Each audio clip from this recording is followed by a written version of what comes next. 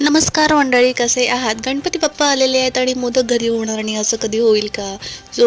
मी आणि माझे सासूबाई बसलो होतो मोदक करायला आणि मोदक करता करता आमचे दोन्ही पिल्लू आले आमच्याजवळ की आम्हाला देखील मोदक बनवायची आहेत आणि दोघांनी खरंच खूप क्यूट क्यूट छोटे छोटे मोदक बनवले. त्यांनी मस्त बनवले. चिक्कू तर छोटा आहे पण तो पण, आजी मला पण मोदक बनवायचे आहे आणि मी पण लागली आपले मोदक तळायला. मोदक पटापटा तळून झाल्यानंतर आम्ही गेलो बाप्पाजवळ आणि बाप्पांना नैवेद्य दाखवला मोदकाचा आणि नंतर पूजा झाली आमच्या घरी. गणपती बाप्पाची मुलांनी आरती केलेली.